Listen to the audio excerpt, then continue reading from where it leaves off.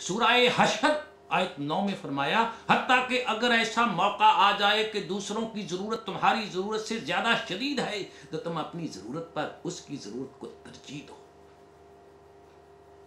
मेरे मोहतरम दोस्तों और बुजुर्गों, इस फैसला ने इस मसला को हमेशा के लिए तय करके रख दिया, हल करके रख दिया। इससे किसी के पास फाजला दौलत ना रही, और जब किसी के पास फाजला दौलत ना रही तो माशी नाहमवारियों की वजह से पैदा होने वाली तमाम खराबियां, तबाहियों का खात्मा हो गया। कर्ज खा, मकरूज, मालिक मकान, किरायादार, जमींदार, काश्तकार, कारखानादार, गरीब और अमीर का फर्क ही खत्म हो गया। और कुरान करीम ने इस हकीकत को भी वाज़ेह कर दिया कि रिज़्क़ के चश्मों को अपने लिए रोक लेते हैं वो दयानतदार होने के, मुदई होने के बावजूद दीन की तज़ीम करते हैं, उनकी नमाजें लौटाकर उनके मुंह पे मार दी जाती है। गौर कीजिए, कुरान ने इस हकीकत को किस कदर फिक्र अंगेज अंदाज में बयान किया। मुसलमानों, सोचा करो। और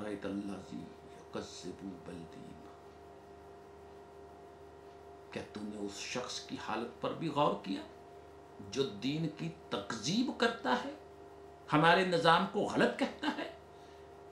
वो कौन है?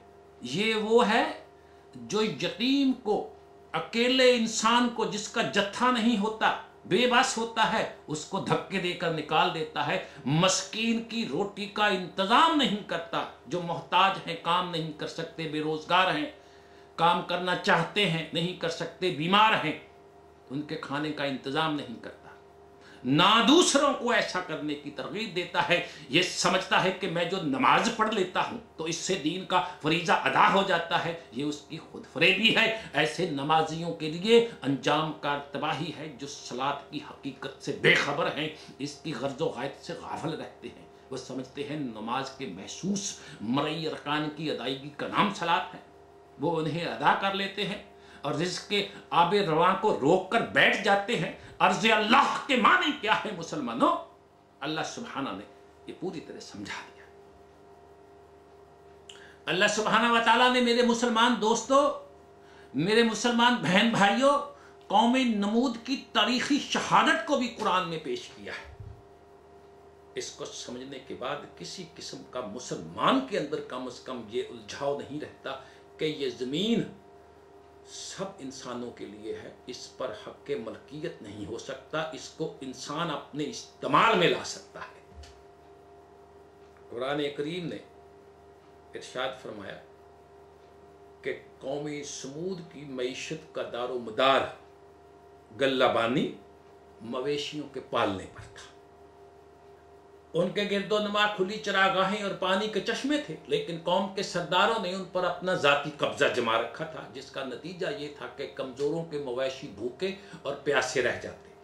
उस कौम की तरफ से हजरत साले पैगंबर इनकलाब बनकर आए। उन्होंने कौम के सरदारों को, सरगनों को बड़े गुस्से और गज़ब के साथ इस बात की मुखालफत की। उन सरदारों ने उनसे पूछा कि आप बिलाखिर चाहते क्या हैं? तो कुरान करीम की सूरह आराफ आयत 73 के एतबार से हजरत साले अलैहिस्सलाम ने इरशाद फरमाया कि मैं सिर्फ इतना चाहता हूँ कि ये ज़मीन खुदा की है, न तुम्हारी है न मेरी, और ये मवेशी भी उसी के पैदा करता है। इसलिए इन मवेशियों को आज़ादी होनी चाहिए कि ये अपने खुदा की ज़मीन से जहाँ से चाहें चरें और चुगें। तुम्हें इसका हक नहीं पहुंचता कि तुम अर्ज़ अल्लाह की ज़मीन पर इस तरह हदबंदियां कायम करो कि उसकी मखलूक इसकी ज़मीन में तुम्हारी आयद करदा हदूद से आगे ना जाने पाए। तो उन्होंने कहा कि इसका अमली तरीक़ा क्या होगा? हज़रत साले ने फरमाया, ये बड़ी आसान बात है, तुम जानवरों की बारियां मुकर्रर कर दो। हर जानवर बिला तखसीस किसी के वो किसका जानवर है, अपनी अपनी बारी पर खाए पिए पानी ले। बारियां मुकर्रर करने के माने मुसलमानों ये हैं कि किसी की मलकियत नहीं, इससे फायदा उठाने में हर एक का हिस्सा है, इश्तराक है।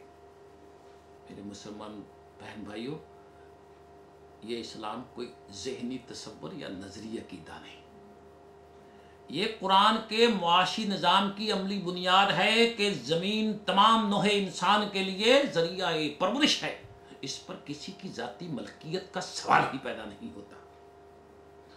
ارے عرض اللہ پر نظری عقیدہ رکھنا اور عملاً اسے زید، بکر اور عمر کی ملکیت میں دے دینا قرآن کی روح سے شرک ہے، تکذیب دین ہے۔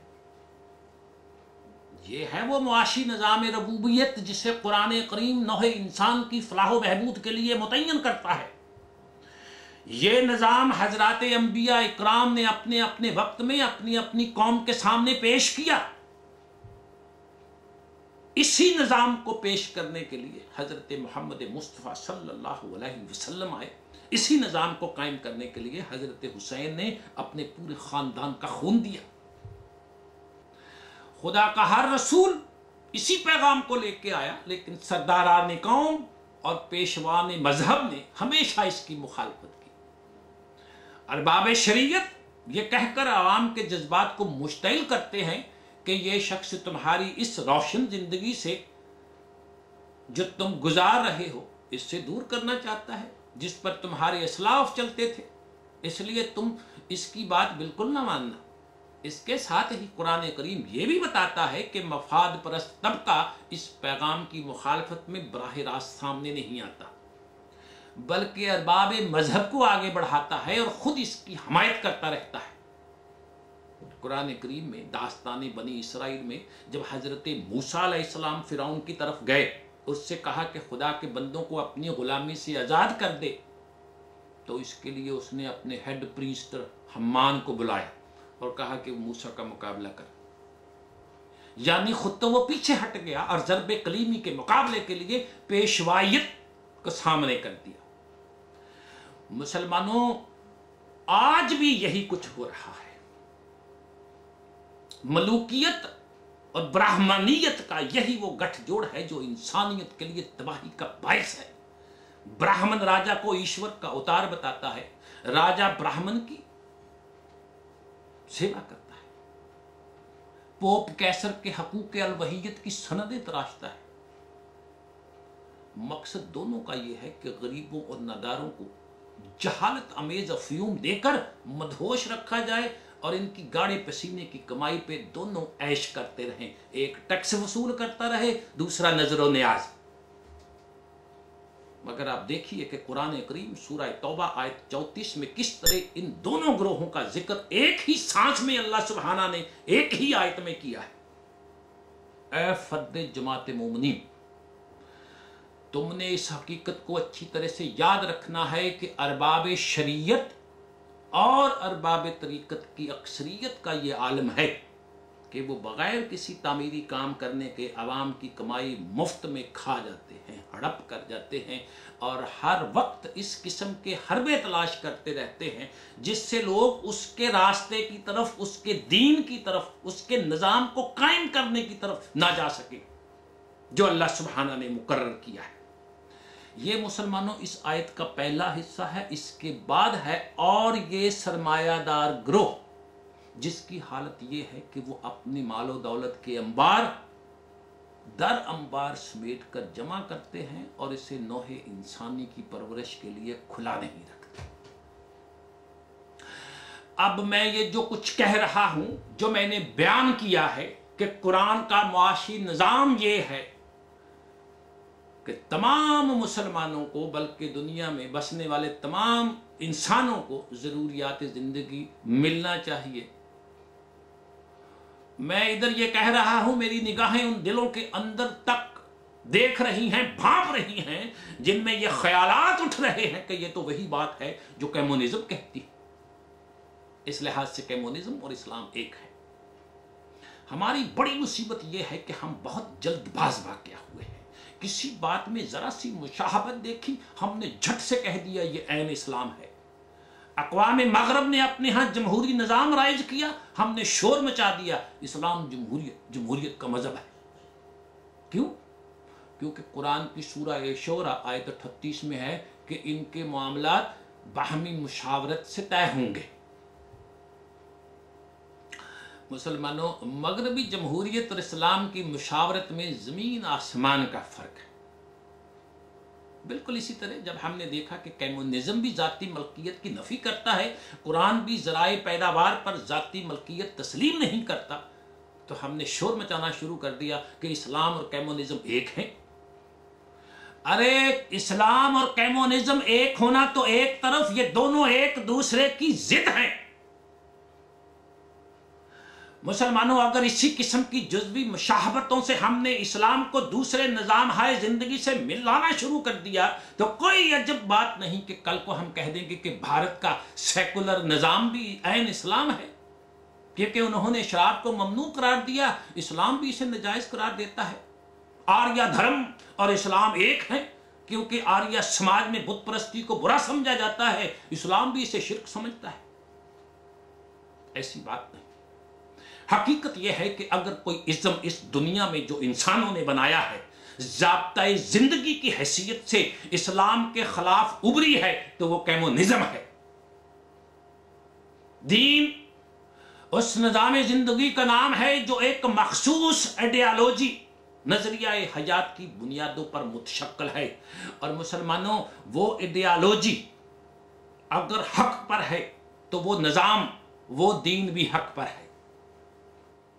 اگر وہ بنیاد، اس نظام کی بنیاد باطل پر ہے تو اس پر استوار نظام بھی باطل ہے۔ اسلام دین حق ہے، کمیونزم دین باطل ہے۔ اب ہم اس کو تھوڑی سی وضاحت سے بیان کرتے ہیں۔ دنیا میں بہت سے مذاہب ہیں لیکن اس کی حیثیت نظام زندگی کی نہیں۔ مذاہب کے متعلق ہمارا عام تصور یہ ہے کہ وہ انسان کا پرائیویٹ عقیدہ ہے جس کا مقصد خدا اور بندے کے درمیان انفرادی تعلق پیدا کرنا ہے۔ اس کا تعلق انسان کی اجتماعی زندگی سے نہیں، نظام سے نہیں۔ یہی وجہ ہے کہ مذہب پرست لوگوں کے یہاں مملکت سیکولر بھی ہو سکتی ہے۔ انگلستان کے باشندے عیسائی ہیں لیکن ان کی مملکت سیکولر ہے، یعنی ان کا مذہب گرجے کی چار دیواری تک محدود ہے، اس سے باہر کی دنیا سے اس کا کوئی تعلق نہیں۔ بالکل یہی کیفیت ہندوستان کی ہے۔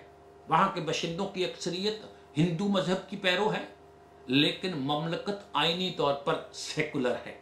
اس کا مطلب یہ ہے کہ عیسائیت یا ہندو مت کو ان کے اجتماعی نظام سے کوئی تعلق نہیں، لہذا یہ دین نہیں، مذہب ہے۔ جب یہ دین نہیں تو ان کا دین، جسے ہم نظام زندگی کہتے ہیں، نظام زندگی کی حیثیت سے اسلام کے مد مقابل آنے کا سوال ہی پیدا نہیں ہوتا۔ اب اس میں شبہ نہیں کہ اسلام ان مذاہب کو برحق، مبنی برحق، صادق، سچے مذاہب تو نہیں قرار دیتا، اس لیے کہ وہ اپنی جس تعلیم کو خداوندی کی تعلیم کہتے ہیں، قرآن کا بیان ہے کہ وہ حقیقی تعلیم خداوندی نہیں، اس میں انسانی تصورات کی آمیزش ہو چکی ہے۔